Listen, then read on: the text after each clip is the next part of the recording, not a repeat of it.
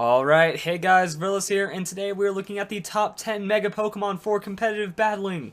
I'm probably sure a lot of you guys are really wanting to know what I would put on this list, so I do want to make a quick point.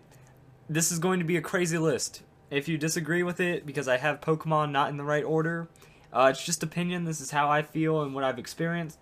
So let's just try to get past all that and dive straight into the list, throwing down some surprises. Number 10 is Mega Kangaskhan. Right?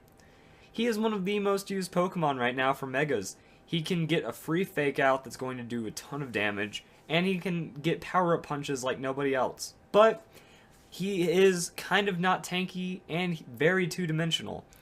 So it makes him a very predictable Pokemon to go up against. His stats mean he's going to get one shot by super effective or a really strong move, and he is an easy two-hit KO.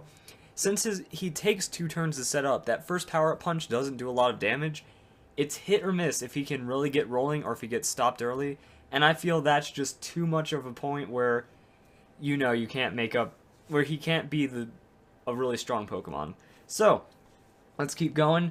Number 9 is a dual spot. Already breaking rules on this list at number 9. Mega Garchomp and Mega Scizor.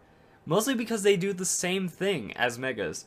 They gain a bit more tankiness and they lose their access to items, therefore they're slightly weaker but more consistent. They make it on the list because they are already insanely strong Pokemon that under certain circumstances get stronger through a Mega Evolution, which is terrifying to think of. But overall, you kind of lose out on like a fast sweep with them. If you have a Scizor, you go into that Bullet Punch with Technician, that's going to be a stab bullet punch, and then you have a choice band. Same with Garchomp. A choice band Earthquake is not going to have too many things that say, hey, I can stop this. However, by giving up the choice item, you're getting tankiness, so it makes it easier for you to set up a Swords Dance. As long as you don't get hit by a 4 times effective move, you're going to be fine. And with Scizor, he can turn around a bullet punch like no one else still. So, still very strong Pokemon, just their Mega Evolution doesn't utilize them like it could. Alright, number 8, Mega Gyarados. Mega Gyarados is a tanky beast that just disrupts and makes your life hard.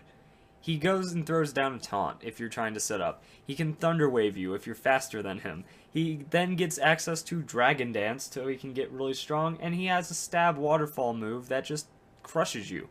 He has Mold Breaker, so a lot of things that could be used against him, just he shrugs off. He is an annoying tank that doesn't let anything get in his way.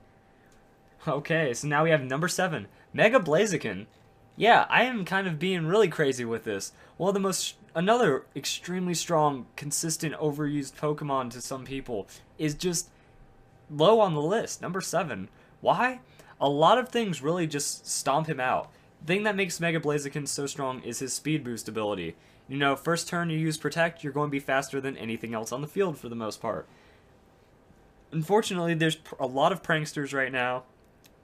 You get that Thunder Wave, you're going down, like your speed drops, and now you don't have your one gimmick anymore. So it's too easy to stop that gimmick. Also, Talonflame. Gale Wing counters Mega Blaziken really hard because you get a flying move right into the fighting. Boom. So Mega Blaziken, extremely strong if you're not ready to stop it, but your one gimmick, if it gets cut out, you're going to go down. Alright, number 6, Mega Tyranitar. Mega Tyranitar is just, he's a tricky Pokemon. He gets a lot tankier, he gets a lot more offense, and because of Sandstream, his effective base stats go higher. Because, with Sandstream, his special defense gets boosted by 50%. So now he becomes a really well-rounded tank. He can use Curse to just do some silly, silly things. Get really high offense, round out his defense, get super special defense. And since he's a slow Pokemon, refreshing that Sandstream is very important. If another Pokemon comes out, like Charizard Y or Drizzle Pokemon to clear up your Sandstorm, you can Mega Evolve into Tyranitar and reset your Sandstream. It's just really useful. His ability can tie in with what he's meant to do as his original ability. So you can extend the duration of a Sandstorm by an extra turn or 2. He's good. Number 5, Medicham. I don't know why people don't use Medicham. I've seen a +0, just a flat-out first turn Mach Punch, knock people out. pure power doubling that attack with a stab move. And if you max out his offense, he becomes an extreme threat. Really good Pokemon right here. And if you can get some kind of stat boost next to it, do a power up punch into a Mach Punch, he just gets rolling and he can become hilariously strong. So, Mega Medicham, number 5 on the list, one of those Pokemon that he is genuinely strong and not a lot of people use him, but if he catches you off guard, he will make your game over very fast. Alright, number 4, Mawile. Mawile does the same thing as Mega Kangaskhan, but better. I said Mega Kangaskhan's 2-dimensional and that's why he's not as good. Mega Mawile is 1-dimensional. You either Swords Dance into hiding behind Sucker Punch, or you use Power Up Punch into hiding behind Sucker Punch. Thing is, with Mega Mawile's ability, that huge power doubling those stats, a lot of things that if they just try to come at you full force straight on, you're just going to Sucker Punch them down without even trying. So he has a better 2-dimensional option that's just overpowered and strong, and that's all I can say about Mega Mawile. Number 3, Mega Aggron. The ultimate wall of Pokemon. He becomes the physical defensive setup as a Shuckle with much more health. If he's in a sandstorm or has screens protecting him, he just gets a lot of boost in his special defense. He can stat up with Curse, he can stat up with Rock Polish and turn into a legitimate sweeper that doesn't take damage. Only having one type and filter, he is perfect tank right here. Number 3, because he can just be annoying and damaging. Number 2, Mega Pinsir. If any of you guys follow Shofu, Shofu has showed why Mega Pinsir belongs number 2 on this list. He gets Aerialate. I think that's Aerialate, whatever. Turns normal moves into flying type moves. Well, flying type moves, since he has a bug flying combo now, gets a 50% stab. Aerialate also improves the power of it by 30%. So what you're doing is you're getting a quick attack that then gets boosted to 50% and then gets another 30% boost. So you're getting a 78 base power quick attack. So that's a priority move that is pretty much an extreme speed now. Mega Pinsir gets over 400 attack. So that's going to be a very painful move. But what makes Mega Pinsir just top is that his defense and special defense get big. He can survive sometimes a super effective hit as long as it's not a rock move. So I mean, he's going to survive a hit, which means you can get into a power-up punch or preferably a Swords Dance. You get that Swords Dance going, you go into a super amazing quick attack, and I've seen just a Swords Dance Pinsir set up quick attack a team down from one hit. He is insane.